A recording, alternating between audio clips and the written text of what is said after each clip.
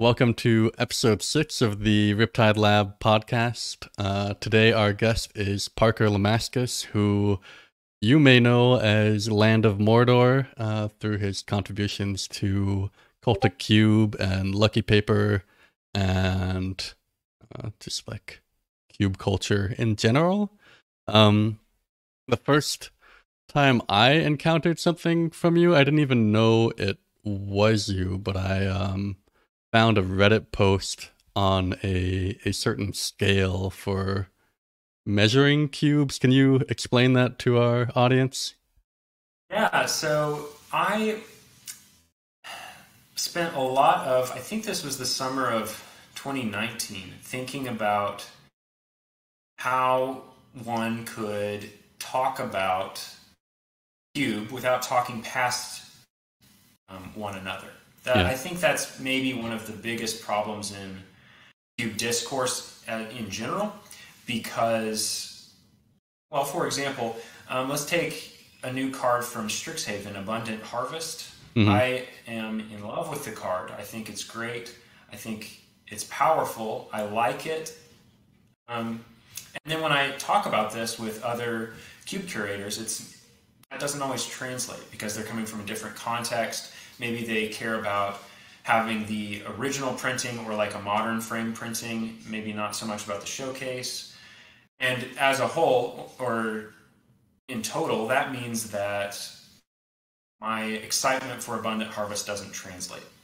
Mm-hmm. Especially on these like rapid fire fora like Twitter and like Reddit.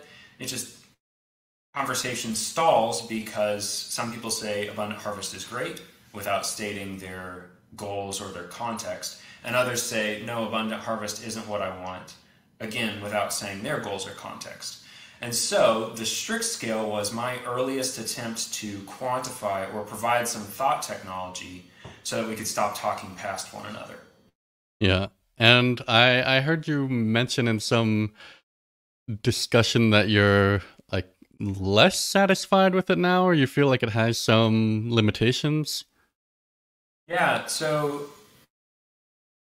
the limitation with Reddit and with Twitter as cube discussion fora is the same limitation that the Strix scale has, which is it's no substitute for real conversation.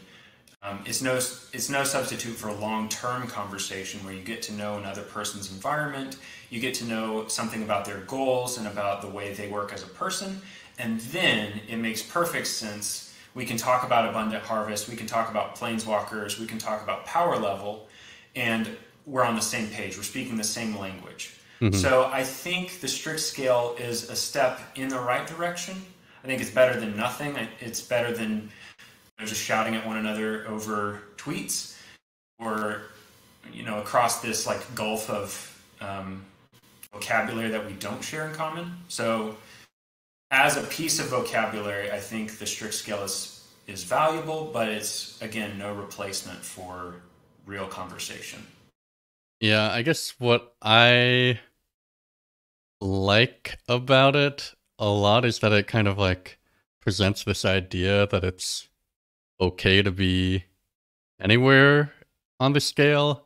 And I feel like, I don't know, back in the day, people had like very fixed categories that they would put their cubes in, like powered, unpowered, modern, bordered, these things. And I don't know that these things are always as constructive as like a general power level. And one of the things that I saw, and so you have a battle box that you sent me the link to, and there were some quotes in the description that I saw that it's peasant level with appropriate rares added, and or maybe this was from another cube, Singleton is broken for key enablers.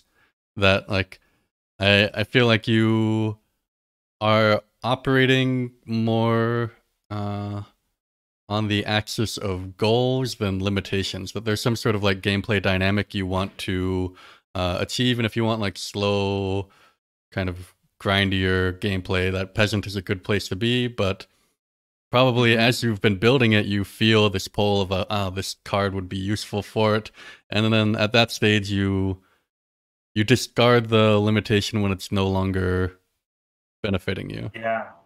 Yeah, exactly. I think I was thinking about this, trying to find a good, I don't know, pithy way of saying it, and I think I've landed on restrictions can be really good if they help the designer meet and reach their goals. Mm-hmm. Bad restrictions are ones that cause you to feel like you can't achieve your goal because of your restriction. So with this list, my battle box / peasant cube, I kind of draft it both ways. But initially, I wanted to really replicate the most dense web of synergies and emergent combos, and really cause drafters the best kind of headache when they drafted this list. And to do that, I knew I needed to eliminate the kind of power outliers that we see in Retail Limited. Stuff like Dream Trawler in Theros Beyond Death,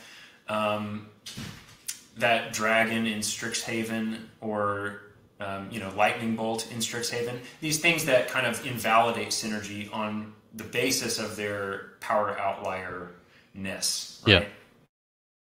So I knew I needed a low power level. But that doesn't mean...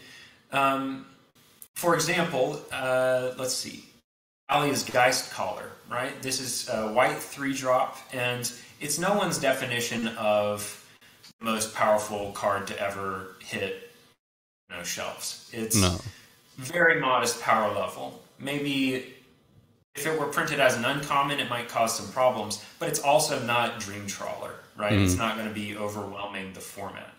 And so I knew I wanted to cultivate this Burning Vengeance plus escape cards plus Genjus that can be cast from your grave, or I guess they go back to your hand. Yeah. I wanted to cultivate this specific gameplay interaction, and for that, Thalia's Geist Collar, despite being a rare, was perfect for this environment. Yeah, I mean, probably people discover very on that rarity and power level are very loosely correlated, and like I feel the same, like looking at this, like I, no matter what power level I'm aiming for, still feel very okay with having like some of the best lands in Magic there, just because they're not going to ruin games. They're going to like enable more diverse deck building and gameplay in that way. Yeah, lands are made rare, I mean, to sell packs for Wizards, partly. I'm sure it's also partly due to the fact that if you're a new Magic player, you're not excited by opening a rare land. I started playing in Return to Ravnica, and some of my first packs that I bought, I opened a Shockland, and I was like, this is terrible. Why would I want to pay life for a Guildgate? And like, it didn't quite click with me, right? And I was not excited relative to opening a card like, I don't know, Deathrite Shaman or Niv Magus Elemental. Those were exciting. Can I ask how old you were then? I was in high school. I maybe should have known better about the Shocklands, especially considering when I tried to trade them, people were always very excited to trade. I feel like for my Shocklands, so I should have known something was up. Yeah, we had at my local store, so I started playing.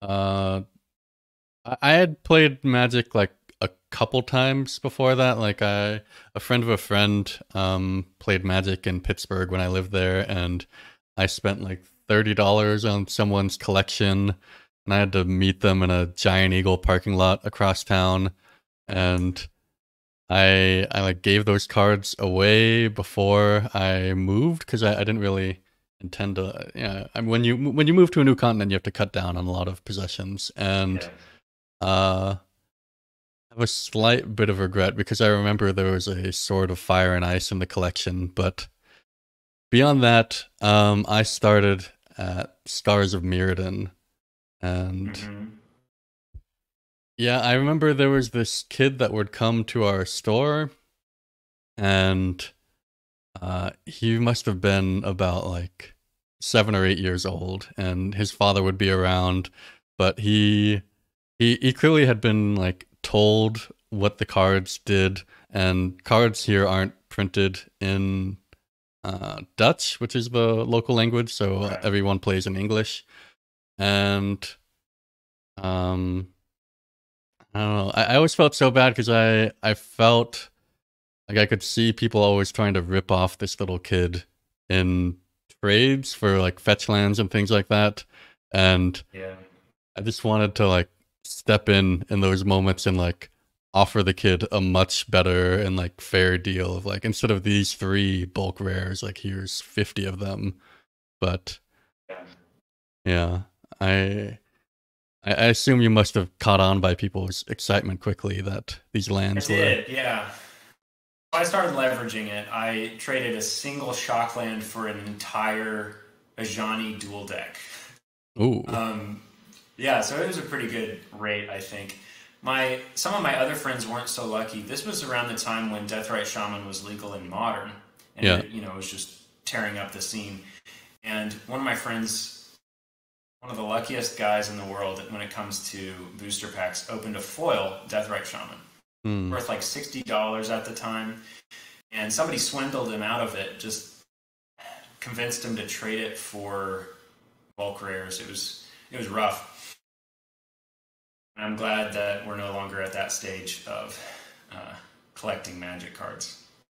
Yeah, because you have multiple cubes that you run, and I know from building like 1.5 cubes that tracking down these cards is a big headache, and I think you have a bit of a different approach to that. Yeah, so the only reason I'm able to maintain 3 lists in paper is that they all do radically different things. So I have my main cube, and it's, it plays an arbitrary amount of rares. The power level is as high as I feel like I can go without resorting to combo or, ridiculous singleton breaking. Or like more than I want, I guess would be a better way to say it. Yeah. And then I have a peasant list, which I don't really update in the usual sense. And then I have a Eldraine set cube. Right. And that one I also don't really update. It's just Eldraine. So if there's another Eldraine set, then, I would love that, part 1. And part 2, I'd get to upgrade this cube.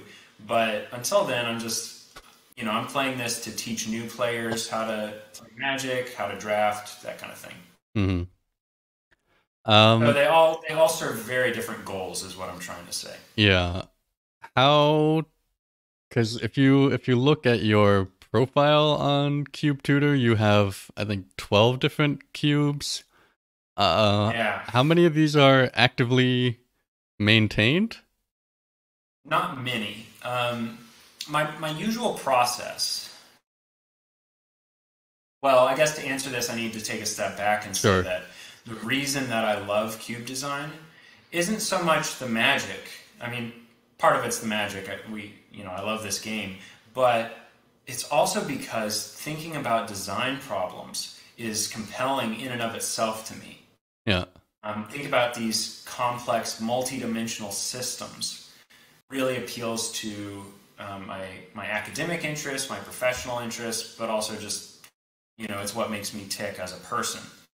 And so I have to design in some ways because it just lets me exercise the skills that matter to me. Just like any skill or like a muscle, the more that I design, the easier and faster it flows, right? So I set out to, struck with inspiration or an idea, and I say, for example, I want to design a cube that a Vorthos might design, one that's motivated by lore and story. And so I designed this cube built around the Gatewatch, War of the Spark, and going backwards until Battle for Zendikar or so. Yeah, it's that one. Yeah. And so, anyways, I was designing this Vorthos environment, and I had a very set goal. I wanted to tell the best story with these cards. And so I read through the Magic story and I found the cards that matched the story, and here we are. That's not something that I need to update because really it was me exercising a specific skill. I don't really work out that much, but like it would be like going to the gym and doing a set of squats, and now my legs are, as buff as can be, and I don't need to worry about them. That's not okay. The analogy breaks down, right? But I'm sure you'll think of one after the podcast is over. Yeah, that's how it goes, right? Yeah. I design these cubes as ways to exercise different design environments. And as such, I don't really feel the need to come back and update them after the fact. Yeah. Now I find, and I would imagine you do also, that like, to me, like an hour of playtesting or something is like more useful than, I don't know, like 10 hours of sitting around like thinking, brainstorming in terms of like actual insights you get into your environment. And I play my cubes like once a week, which I think is already like well above average from what I gather from the cube owners I know. Like how often do you get to like sleeve up any of these lists, and like what kind of like pace are you playing at? Yeah, so I play my main cube the most frequently, and I think that's probably an average of a couple of matches a week. Yeah, a couple to like maybe a full draft if I'm lucky. I usually play with my wife Kennedy. People might recognize her from a Lucky Paper radio episode we did together, but we play together and make it through like maybe a draft a week tops. Yeah. And so, we get a decent amount of playtesting done for this cube, but the others, not so much. I kind of have to pick and choose where my playtesting energy goes, and that's another reason I don't really bother with making, 2 cards at a time upgrades to my other cubes, because it's a drop in the ocean when I could get so much more knowledge out of playtesting once. I just have to prioritize, and so here we are.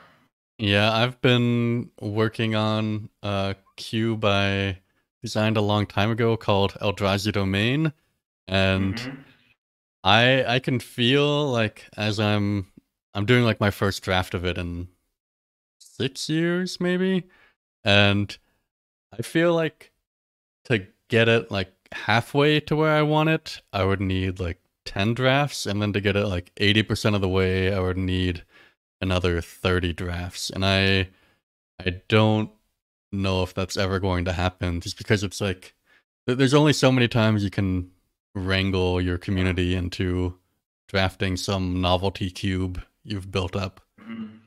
But yeah, and I've been thinking about it like in the sense of what you were talking about earlier about getting cube feedback, like the types of problems that I am thinking about with respect to this cube are so like specific, and so like I don't know if like the glue cards that I'm putting in there are kind of where they should be, or like how many of the generic good stuff cards I need to cut in order to let the synergy stuff I put in not be like kind of trampled over. And yeah, I don't know how we should be talking about these types of designs, or like what the best way to have this kind of discourse is. yeah. I think of these systems, or cubes, I guess. I think of cubes as a system, as a complex process of inputs and outputs. And the inputs are like your goals, your budget, your some of the restrictions that you can't get around or that are really helpful for you. And then the output is the final design. And there's this feedback loop, right, from testing and drafting and talking about it with people on Discord, on Riptide Labs, etc. But the reason I design these novelty cubes is to find some extrema, some if I turn this dial to 11 or past 11, what happens to the final product? If I design not as a Spike or as a Johnny, but as a Vorthos in my prior example, right? I end up with the Gatewatch cube.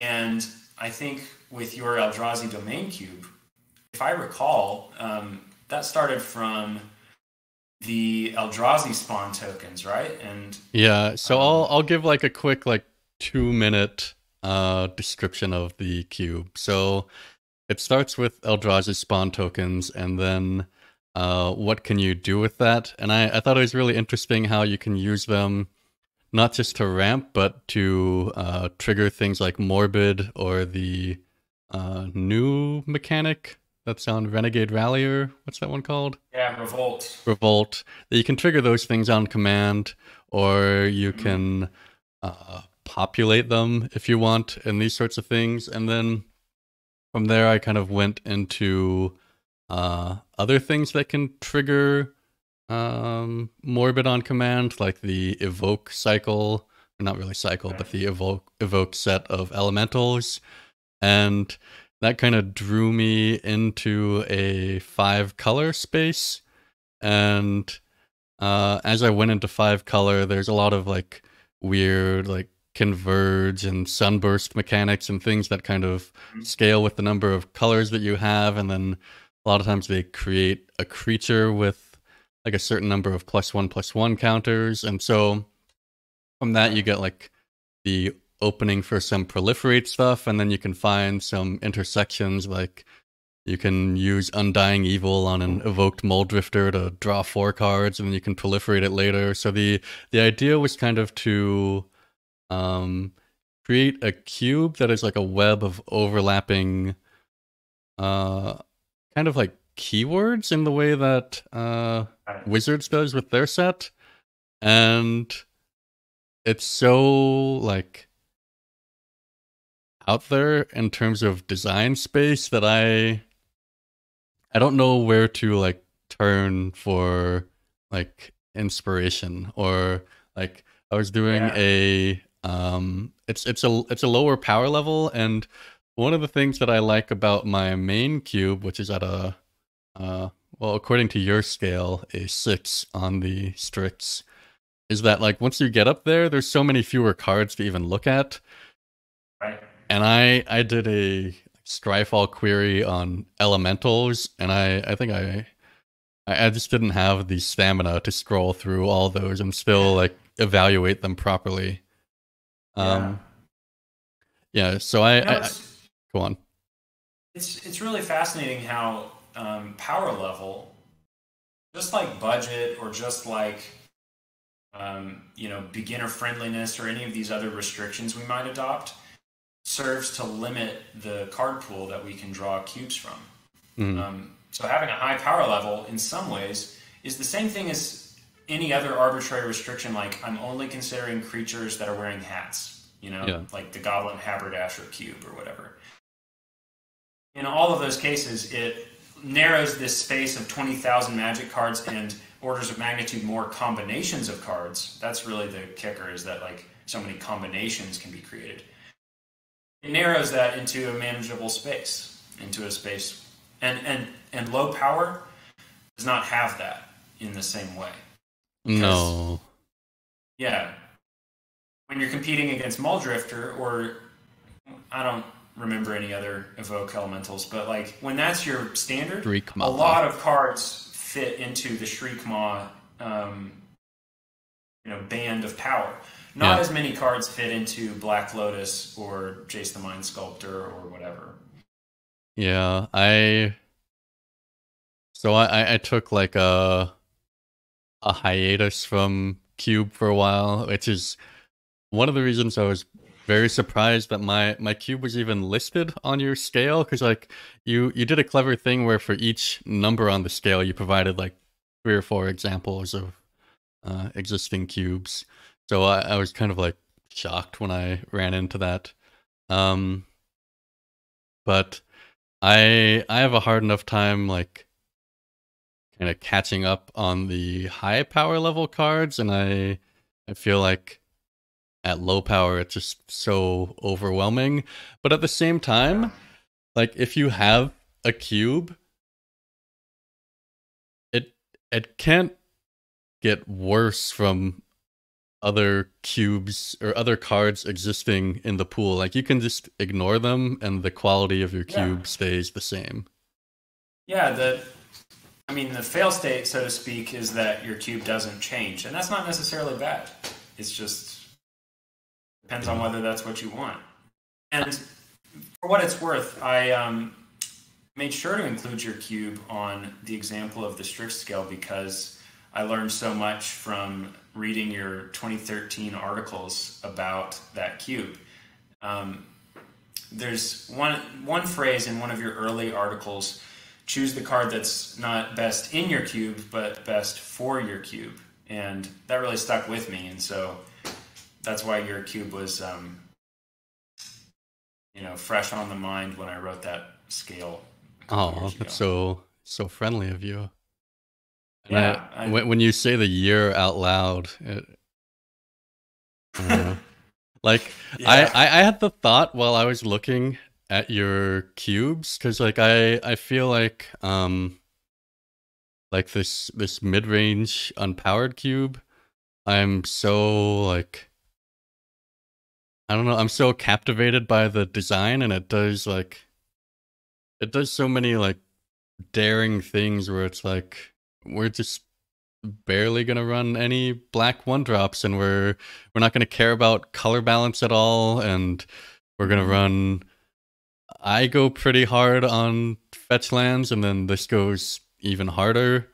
And I had the thought while I was looking at this, I was like, am I a boomer? Like I feel like am I not challenging the system enough anymore? Like, do I not have enough time to like come up with designs like this anymore? And I don't know, I really like the look of this cube, and I think it looks like a blast to play. And I think like I don't know, so long that we've had this like rock paper scissors beaten into us of like aggro mid-range control, and you need aggro to keep things in check, and you see like MTGO vintage cubes where aggro is barely viable, and then everything just becomes super greedy. And then this says, well, we don't even give you greedy options. Yeah. Like you have one green 3-drop in what is 5-drop in what is normally the ramp color. And so like you really just like you limit the options available to your players, and you say this is the style that you're going to play. And because you made that choice, like I feel like you can get away with a lot. Yeah, I owe a lot of this design to various online fora. The Cube brainstorming Discord is foremost among them. But you're right that it does create a different style of gameplay. And in its own way, that is me pushing on one of the extremes of Cube design inputs, which is like, what if we just play mid-range? And so I tell my drafters, instead of drafting aggro, mid-range, and control, you're drafting mid-range that curves to 3, mid-range that curves to 4, and mid-range that curves to 5. Those are the archetypes. Forget the normal rock, paper, scissors. Now we're playing a different kind of rock, paper, scissors. Yeah, I mean, like, in retail draft, they don't have aggro in the way that cubes tend to make aggro. Like, in Strixhaven, like, you can have Lorehold and Silverquill decks that are kind of aggressive, but they're not, like, 12 1-drops aggressive. Yeah. And it still works as a format. Yeah, and you don't have true control decks either. They don't print Counterspell, and so often when they print Cancel, it's nearly unplayable, or it's sideboard only material. So instead you have like tap out control where you're chaining, life gain and divination and, whatever. Yeah. No board wipes to speak of, or very few. And so that's kind of a similar experience to drafting this cube, I think, except that this is at a higher power level. So that instead of playing grizzly bears, we're playing watch wolves. Instead of playing, what's that? Relic Sloth in Strixhaven is like a terrible 5-mana gold creature. Instead of playing that, we're playing Uro, and we're playing Kitchen Finks. Yeah. I'm terrible at remembering card names. I don't know if it's that I have like a 7-month-old baby sleeping in the floor beneath me, but I cannot. Like I can picture the card you're talking about from Strixhaven, but the name is somewhere in the ether. To be frank, I don't think you need to remember it. It's probably a waste of space in my own brain. Not a notable card in any way, really. I did have the thought while looking through these, like, how do you know so many cards? Because like you have all these cubes that have very little overlap between them, and yeah, I owe that to a long history as the jankiest of jank Johnny deck builders. So, the forum Tapped Out was the old deck builder. Yeah, I used to be pretty active on there, and I would build commander deck after commander deck, and I think because I was such a budget deck builder, I couldn't crutch on always play Cultivate, always play, Ristic Study, because is Cultivate expensive? No, but it used to be more so, I believe. Yeah, and moreover, I was in college and I didn't have access to local game stores in the same way. Mm-hmm. This was before TCG Player got to be quite as big. So, the long and short of it was, instead of playing Cultivate in my, sacrifice-themed commander deck, I would play Growth Spasm. Or, is that the one that makes Eldrazi spawn? Yeah, it makes a single Eldrazi spawn, and it ramps you. Yeah. So, I would be forced to kind of think outside the box, and as a result, there's a lot of like RAM tied up in my brain that is just bizarre Magic cards. Yeah, but you seem I wonder, do you have the sense that you are like well known in the cube community? Because like the more I like catch up on things, the more I kind of see your work popping up everywhere. Well, I don't want to overstate my own significance, but I will say that I try to tap into as many cube communities as I can, because I find that, if we only pay attention to one internet bubble, that limits the ideas we're exposed to. And even if we do come up with a good idea, one group of people might not see all of the flaws in it, or they might not see all the ways it can be improved. But if you talk to a second group of people with a different group of experiences, then one's design gets that much better. So I tend to think that the best cube designs, or the ones that will cause me to grow the most as a designer, are the designs where I work on it in cooperation with all kinds of people, with all kinds of preferences and backgrounds and player styles. So I try to learn as much as I can from many different groups, and if the Strix scale or if my writings with Lucky Paper help to give back to those communities and to kind of synthesize what I'm learning, then that's absolutely my pleasure and my privilege to do that for the community. How did you get involved with Lucky Paper? Yeah, so this is really the continuation of the Sarah or the Strix scale.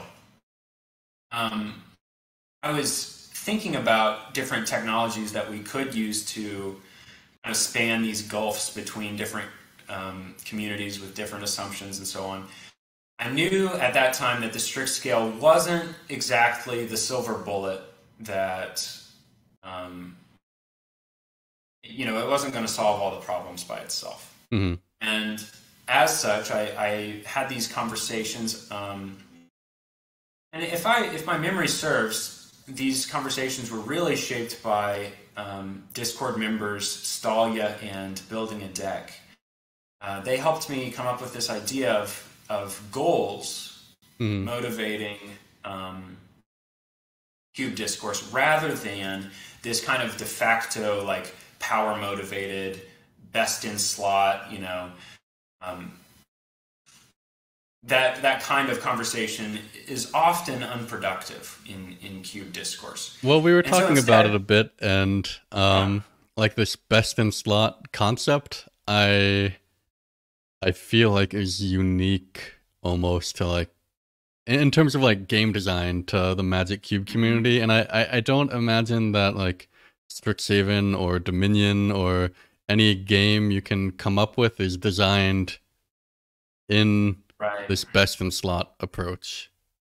Yeah, and in some ways it doesn't even hold up in cube discourse. Like if we're talking, for a long time, black 5-drops were really bad, or they were considered to be bad. And so if we're talking about the best black 5-drop, well, some would say that it's like,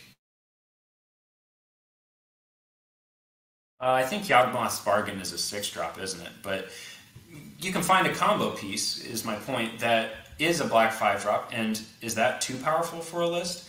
So, what is best? And even once we agree on this common definition of best, now that we've gotten to 2021 and there's just so many cards out there, even if we can agree on a common definition, I might want a black 5-drop that gains life to support my, micro archetype. And you might want Doom Whisperer to support your graveyard archetype. And somebody else might want a combo piece, right? So, yeah, I do think this best in slot, power motivated mentality is only applicable if you come to the table sharing all of the assumptions and goals with your fellow cube designers. And I think that's very rarely the case. I saw a post on our forums where someone was saying that what I look for in a card is a card that will increase my chances of winning the game. And to me, that was like such a disconnect from how I look at things, because if there's like one quantity that is fixed, it's like the number of players that win each, or the number of like wins that are allocated per game in your environment. Like there's always a winner, there's always a loser. Well, I shouldn't say that, because I had my first ever like cube match drawn a couple days ago. Congratulations. Well, I kind of forced it because I was at 2 life, he was at 1. I played Inferno Titan and I split the trigger to kill us both. But there's a like you can think of any game where there's a winner and a loser, and so there must be some reason why you're playing Magic and not something else. So we should try to like think about what that is and tap into that, because I can't make the average win rate be higher than 50% in my cube. That's just not gonna happen. Yeah, I think that's absolutely right.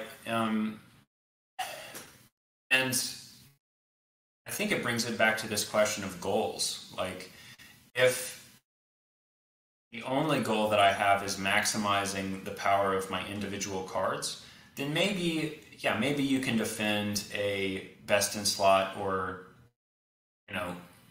swapping out bad cards for good cards. Maybe that makes sense as a shorthand. But I think for the vast majority of designers, and this is, yeah, I think for the vast majority, I think it's never just about power. It's also in the context of other goals. Maybe it's card availability. You know, maybe like yourself, maybe a designer's living in Europe and doesn't have access to the same kinds of cards, or maybe not in their language, their native language. Other designers have budgets. I have a budget, and I have for as long as I've been cubing, and that means that some cards are simply out of reach for me. And other designers are looking to cultivate specific gameplay experiences for losers and winners of their cube games. Mm-hmm. So I think you're right that if power makes sense as a metric to judge cards, it has to do so in the context of shared goals between designers. Yeah, I think like I don't think it's wrong to want to play with the more powerful cards, but I think there's like an unspoken assumption that is usually there where you know, there's a certain appeal to this very like the more efficient your cards are and the more like powerful they are at the low end of the mana curve, the more decision dense your games will be, just in terms of how you play out your hand. Like if you have 7 cards in your opener and they all cost between 1 and 2 or 1 and 3, it's going to be a lot more for you to think about than if you have 1 drop, 2 drop, 4 drop, 5 drop, and it just kind of you curve out. And so I certainly know. I think like when people talk about things only from this best in slot perspective, that there's like this hidden statement that they enjoy this very efficient type of Magic, but because it's often not stated, I feel like it causes sometimes some kind of clashes in communication with people who don't have that as their explicit goal. Right. And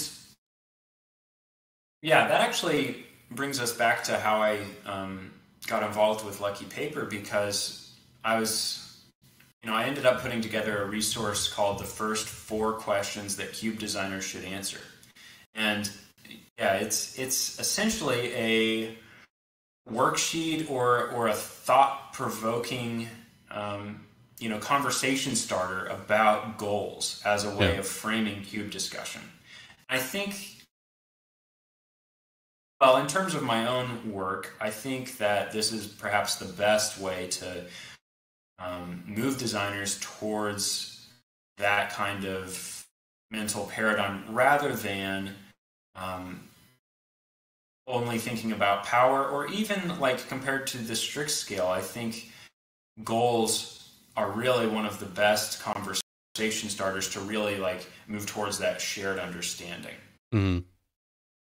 Yeah, I think like when I look at the cube community these days, that it's like I used to be, for example, kind of like I felt very strongly that the ideas I had that like breaking Singleton was okay and these sorts of things, that these were good ideas, but I also felt very hesitant to kind of promote them because there was so much like backlash against things that weren't in the Singleton best in slot mold of cube design. And one of the things that you see from the Lucky Paper cube map, for example, is that there are all sorts of designs out there, and I think this type of diversity is healthy and natural, and that, I don't know, if I sat you down in a room and said make a Magic draft set, and then I sat 10 other people down in their own rooms and did that, they would come up with very different things, and I think that's good.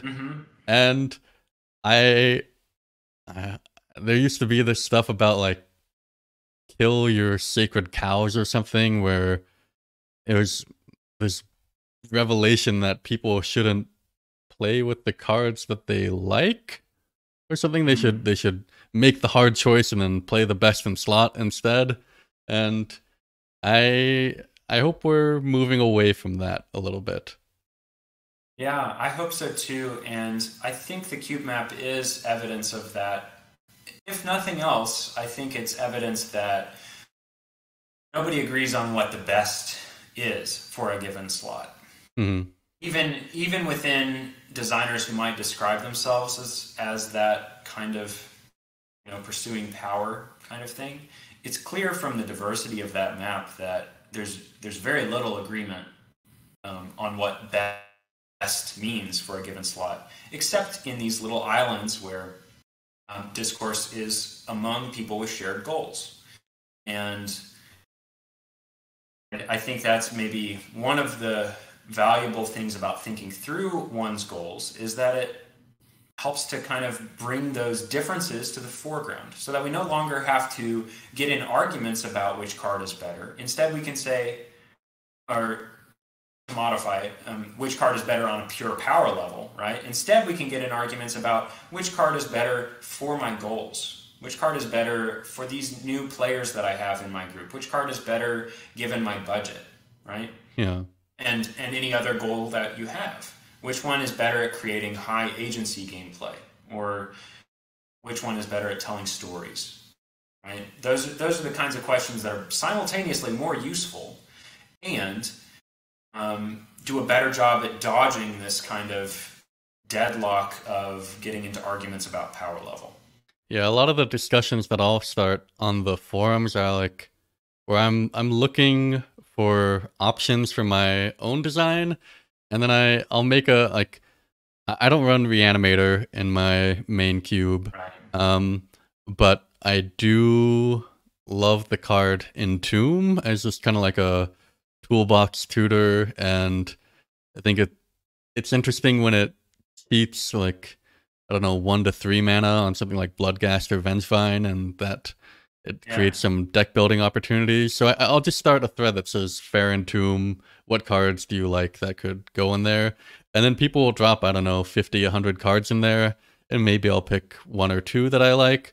But there's things of just like all power levels for someone to come on and see, is there something here that works within the range of my goals? And I think that we don't always have to come to a definitive answer on something. We can just kind of give some opinions and then let that exist. Yeah, it's, in terms of just like optimizing our own time on the internet, it's often not worth discussing or trying to figure out who's right, quote unquote, right? I think a better use of our time is just to voice our goals and pick our battles, so to speak. When do we need to push back a little bit? Like, I've benefited from conversations where somebody asks me, hey, wait a second, how does this fit with your goals? Are you restricting yourself unnecessarily?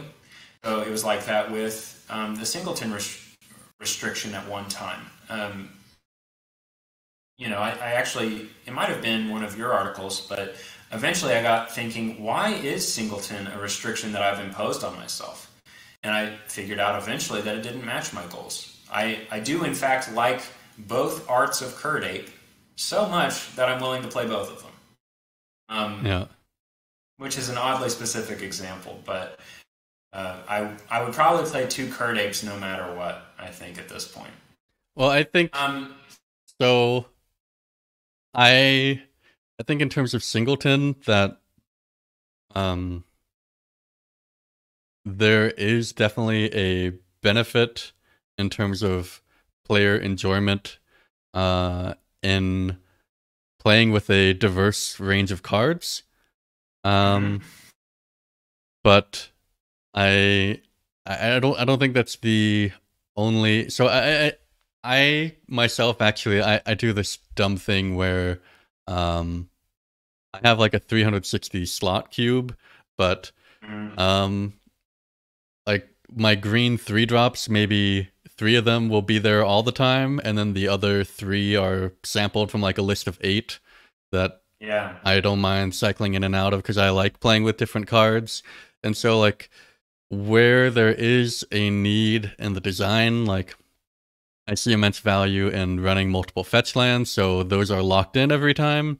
And then for things that I think are variety is the spice of life type of cards, I don't mind mixing and matching in that way.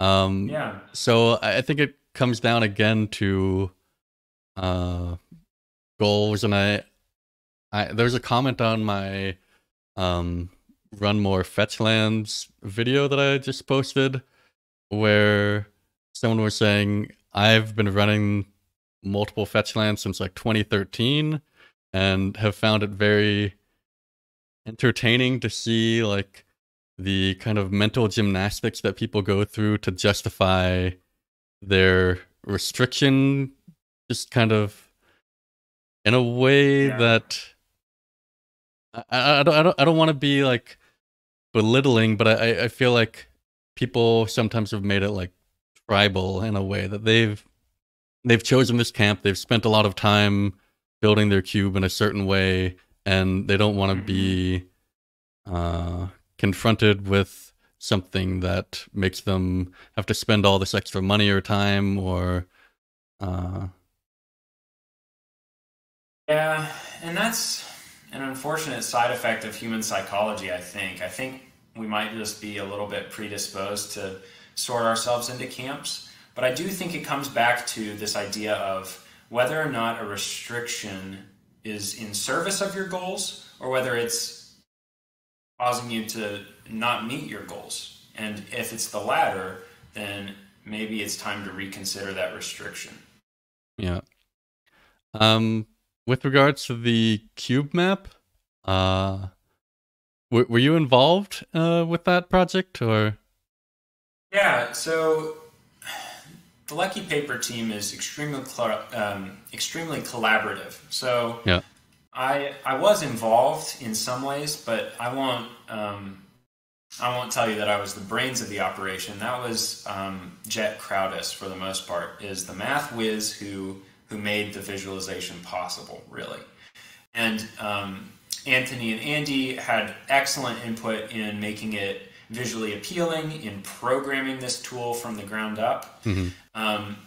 My part was a little more editorial. I have a STEM background, and so I was able to help Jet tell the story that he wanted to tell in his articles that accompany the map. And, you know, I had occasional input with mostly as a tiebreaker when it came to different design decisions for the cube map. But yeah, I'm really delighted that this tool is now being used by the community. It was a long time coming. We spent hours talking and thinking about how to make this the best tool possible. Mm-hmm. And I think it's getting some use, and I'm really glad to see that. Yeah, I was like very very hesitant when I first saw the link circulating, because a lot of times when you see like people applying statistics to some hobby thing, that it's very Mm-hmm. kind of loosely done, or there's some kind of, I mean, I'm a professional statistician, so I'm very like Right. critical in this way. And I don't say this to toot my own horn, but to say that I thought this was like a masterfully done thing, and there was like an associated link walking through like the steps of like the principal component analysis and all these things in a way that I think made it more understandable than my professors ever did, and more like approachable, Mm-hmm. and that I could tell there was so much work in like being able to communicate this kind of technical, complex idea to a general audience, and I think it succeeded extremely well at everything it's done. And I think it's no surprise that it's been so widely acclaimed and accepted and implemented used. Well, yeah, thank you. I'm delighted to hear that it's been useful, and yeah, I'm really glad that it's a tool that's available now. Yeah. So I wanted to ask you a bit about your view on the future of cubing. I wrote an article about this once, like 5 years ago, and I feel like a lot of what I wrote about then kind of holds true of cubing of today, but in some ways I feel like I am running low on ideas. Like a lot of my videos are repackaging things that I wrote about years ago, trying to like present it to a modern audience and trying to present it in video form, which is something that's new to me. But I see you as an ideas person, and I wanted to kind of like pick your brain on where you think things could go from here. It's a great question. I think if we return to this idea of the cube map, so this map has essentially like this distance preserved between cubes that are locally different, right? So it illuminates to some extent some structure in the vast space that is cube design. And that space is only getting bigger with every Magic set printed, right? And so what we can learn from this map is, for example, in this main landmass up in the top left, we see a lot of cubes clustered around some thought leaders, some people who maybe lead podcasts. I know the Vintage Cube is one of these. And then we also see some offshoots. There's the Mingucci Cube for Andrea Mingucci, and there's cubes for different discords around the community. There's one that's kind of sprouting off of Lucky Paper Radio, I think, to some extent. There's a budget cube. And as these design fields grow, they're actually it's a little, I mean, this isn't a deterministic way that the map is made, but in general, as these things start to mature and come into their own and grow in following, they're going to break off into their own islands, right? Yeah. We're going to have a combo cube island. We're going to have a cube that supports Zoo Island, just as we do with Peasant, and just as we do with different set cubes and old border cubes and tribal. And so these islands are going to continue to break off and continue to grow, and then those islands will split into islands, just as the rarity restricted island has done. And so, to your question, what the future of cubing is, I think that each of these little peninsulas and islands represent a really interesting idea. An instance where somebody has seen the system that is cube and said, what happens if I tweak this knob all the way past where anyone has ever tweaked it before? I think that is what is really exciting to me about the cube format. Personally, I'm fascinated by arbitrary breaks in Singleton. So, what happens what's the difference between 3 faithless lootings in a cube and 4? How does that change the play experience? How, 4 faithless lootings and 4 Delver of Secrets, I think those are the numbers I'm on at this moment, but how does that shape the environment? And can we target specific constructed archetypes and emulate that in cube while still preserving the pivots in draft and the flexibility in draft that we all love about the format? Yeah, I personally ran into so back in the day I ran 4 Gravecrawler, 2 Carrion Feeder in a way that enabled this Sam Black style aristocrats legacy stuff, and as we were still learning the format, I saw all sorts of different uses for these cards and different things, and then at a certain point, I felt like the players kind of solved it in a way that reduced deck diversity within my format, and that's when I decided to reconfigure things. And luckily, the card pool has like evolved in such a way that you can implement sacrifice themes that are effective at my power level and all sorts of other ways beyond that. But yeah, at the beginning it was like, oh, we're in a new frontier, and like the first times playing with multiple grave crawlers and having like an aggro deck that had this much agency and this much ability to kind of like pilot through weird board states was so exhilarating.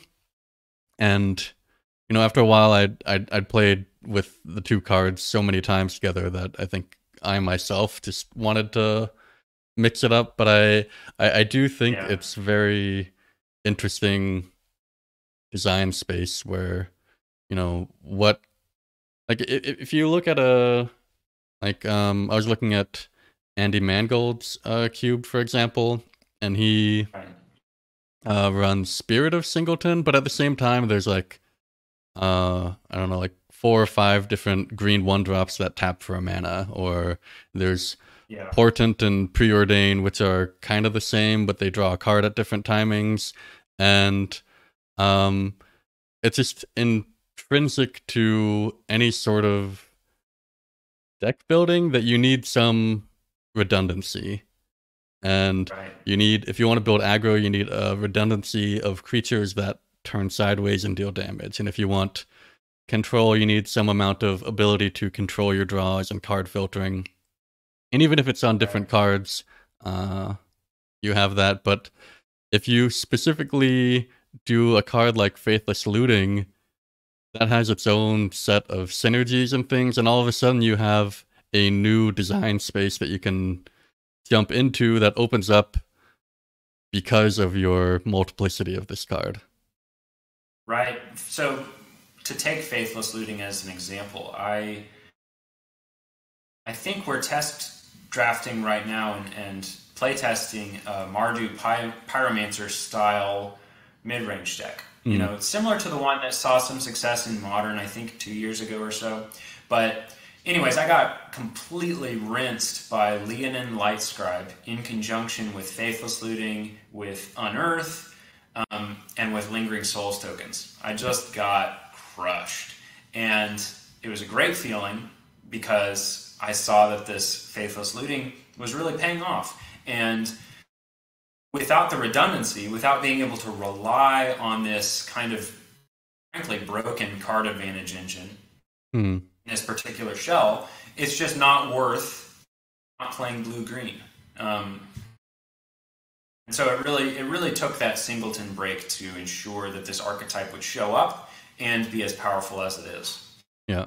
So I'm really interested in how we can like target these Singleton breaks in a way that preserves format diversity. It preserves kind of the novelty of playing the cube multiple times, and it rewards that kind of investment, while also like just enabling things that aren't possible anymore. Wizards is not going to print another Faithless Looting.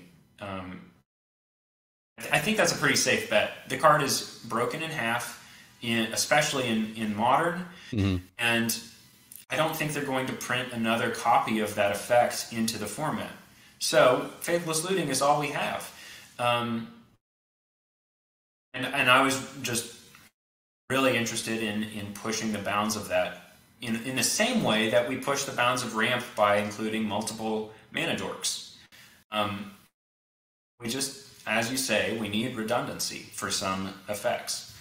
And I'm interested in how we can achieve that, but also explore new design space entirely.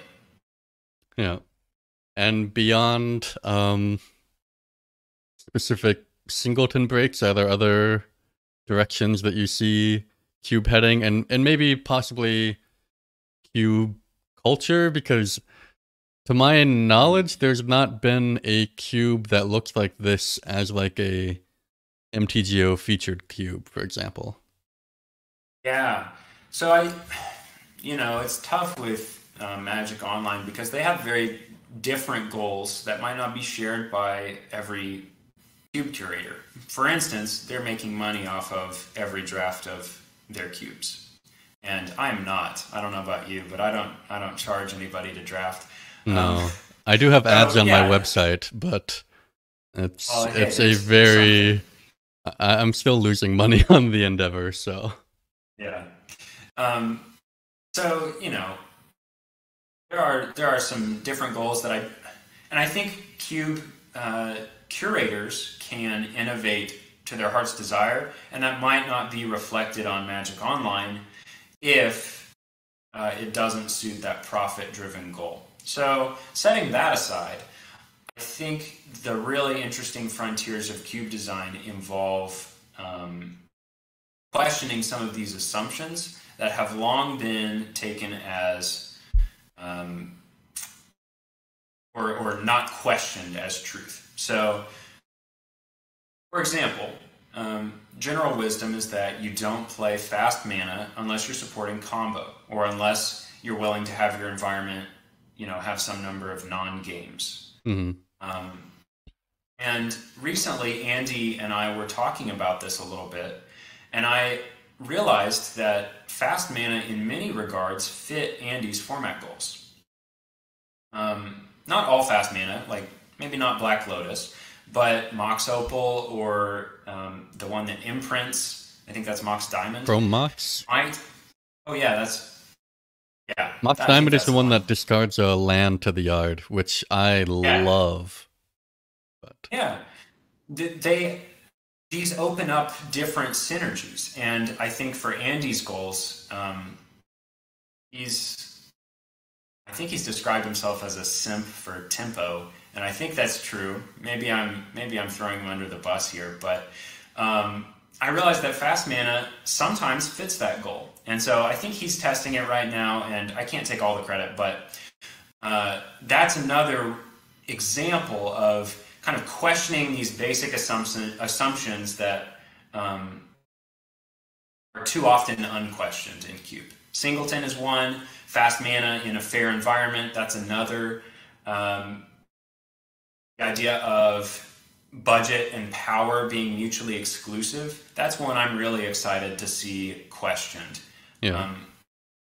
How can we make Cube a more accessible format for high schoolers? I would have loved to curate a cube as a 16-year-old. I did not have the budget, or I thought I didn't. But I would love to find ways to make it more accessible for those groups. Mm-hmm. So yeah, I mean, name a restriction that is taken as unquestioned truth in cube design, and that's a restriction that I'm interested in questioning. Yeah, I mean, the ones that I see questioned most frequently in 2021 that are kind of new space is color balance seems to be less dogmatically followed than it used to, and there's also a number of cubes that are exploring the 360 card barrier, so that are drafting more than 360 cards. And I had written about something called a utility land draft, which was kind of like a side draft after your draft, where you would get a number of kind of, as it implies, utility lands, like Treetop Village, where there's from this idea that there are plenty of cards that are good enough to make your cube deck, but that you might not have room for in your cube proper. And it seems like now, like with the brainstorming Discord, I've seen a lot of this where they take this idea and say, you know what also is good enough for your cube deck? A 4th copy of Underground Sea, and increase their number of cards drafted accordingly. And another, well, I mean, they do more than that. There are a number of cards that are drafting like 500 cards, and they do have more lands, but it's also more spells, and kind of a side effect of having an extra 80 spells in your format is that you are kind of at that point obligated to enforce a very narrow power band, because if you have 100 extra spells in there and you still are playing 40 card decks, if you have a wide power band, then everything at the bottom of that is just going to be 100% sideboard material. Right.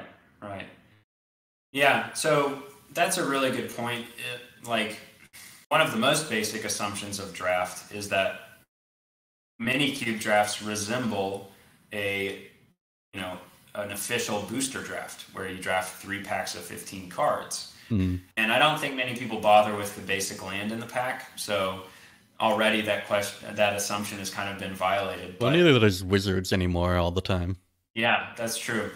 So yeah, I'm personally experimenting with larger packs, more packs, and seeing how that affects the consistency of decks, how that might enable or hamper different micro archetypes such as Blink or Lands Matter, for example.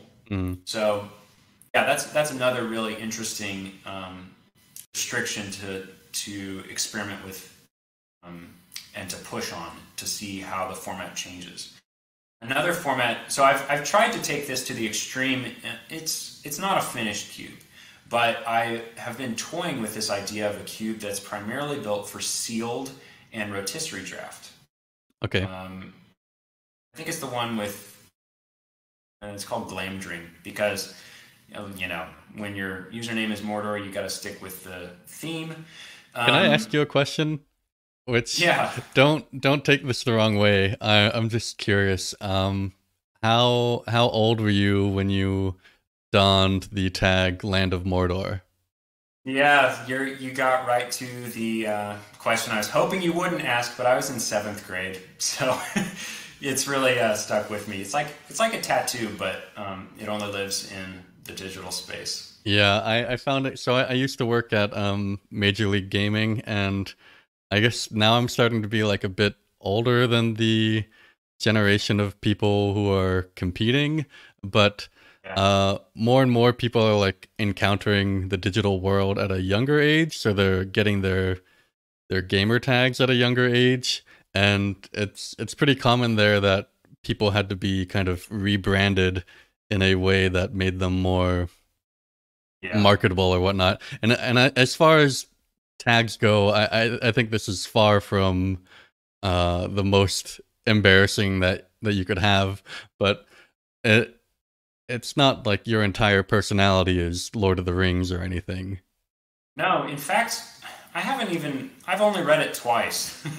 Once in like 4th grade, which is when I figured out that Mordor was a really cool sounding word, and then once a couple of years ago. And otherwise, I don't really love the series. Like, I'm much more of a Star Wars nerd, but here we are. Anyways, I guess, so the point is that this list, I tried to take this idea of sideboard flexibility to the extreme. And I was really inspired by the learn lesson mechanic in Strixhaven. In the ways that it makes it so that more of your picks are live in a way. Because every lesson you pick makes your learn cards that much better. And so I was trying to experiment with how far we could push this idea. How useful can a sideboard slot be? And so anyways, I won't claim that this is an idea worth imitating or that it's even close to complete, but this is another instance of like, can we question the basic draft format? What happens if we design a cube primarily for sealed or formats where you see a large portion of the card pool at once? Yeah. So I do think that's kind of the idea of this list. It's interesting, and I've like designed a number of like drafting formats, but I've never really spent the time to build a cube like purpose built for a specific format like that. And I'm wondering, like, Are there like a couple of sound bites that you can give in terms of like what you've learned from designing for Roto and Yeah. Sealed? So, okay, my two sound bites are one is that it's okay to have extremely parasitic cards. And by parasitic, I mean cards that you would only want in one deck. And outside of that deck, it's maybe a little bit bad or almost unplayable in some instances. So an example of this would be tribal cards is a good example. Mm. When you're opening a sealed pool, you have 90 cards in front of you, depending on, or if in a rotisserie draft you have the whole cube in front of you. And in that instance, it's a lot more low risk to pick a tribal card like a Eula is one that I have highlighted, because how cool is Bear Tribal, right? Like, it's a lot safer to have that in a sealed pool than it is to spend one of your draft picks on it. Mm-hmm. So I think it's a lot safer to include these kinds of cards that are typically really taboo in drafted cubes. And then the second thing is that a kind of a chunky power distribution or a wide power band is also something that's to some extent encouraged by this draft format, because it gives so I guess this isn't really a soundbite, but backing up a step, I've tried to make the glue of this format as flexible as possible. Environmental sciences is a great example of this. Colorless cycling cards is another great example. I want every deck to function, in other words. Sure. And if every deck functions, that means that any deck is like possible to build. So if the power level is too flat, you really run the risk of being intractable, where a drafter can't get a foothold. So a wide power band gives a drafter plenty of footholds. A card like a Companion is an instant way to say, if I commit to this, I can make it work and I'll be paid off with power. And so Companions are another thing that are taboo in a lot of cubes, including those quote-unquote best in slot cubes, for being too powerful. And yet in this format, having those power outliers gives drafters a foothold, and it gives them a way to kind of approach this draft. A man after my own heart. So I feel like I have the only cube that runs these dumb Stormblade cards, and I love them so much. I break Singleton on them in Eldrazi domain because I don't know. So this brings it back all the way to our high school Magic collections, but my first collection was a bulk box of cards that had just rotated out of standard or whatever. It was all Scars of Mirrodin and Alara. And so I got a bunch of those shard blades, and I got 300, I kid you not, like 300 Sky Eel schools. Okay. That's a lot.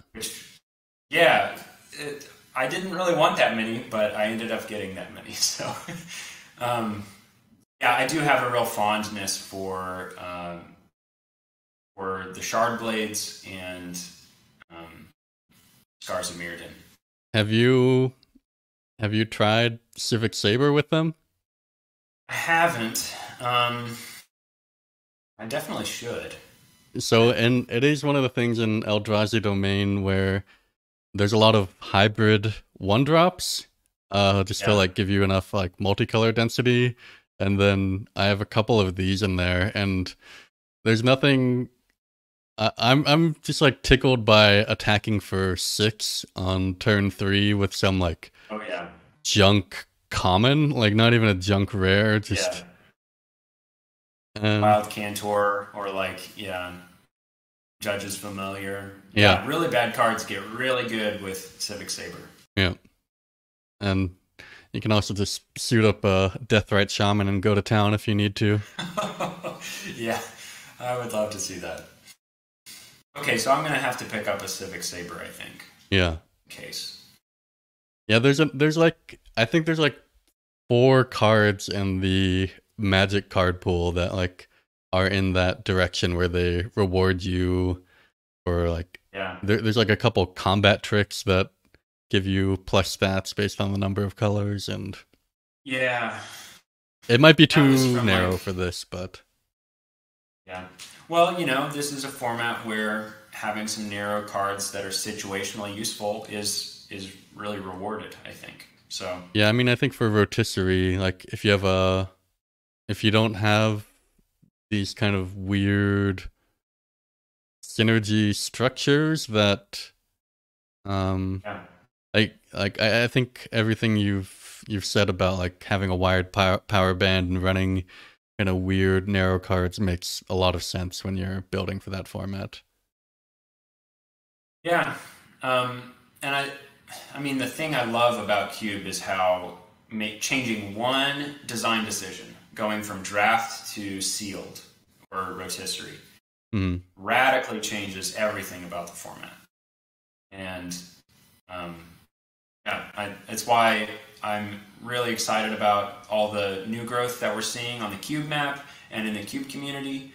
And yeah, it's just very thrilling to me. Do you have other kind of restrictions or paradigms like in your head that's kind of like on your to-do list to explore? Yeah, I'm interested in uh, pursuing like I don't really know how to frame this in terms of goals or restrictions. Actually, my goal is how can I make the secret layer Thraxamundar that I picked up along with, you know, it was that metal band aesthetic. Yeah. I think it's Thrax E with an I. Yeah. We'll edit that out. Okay. How can I make this card playable in a cube? That's really my goal.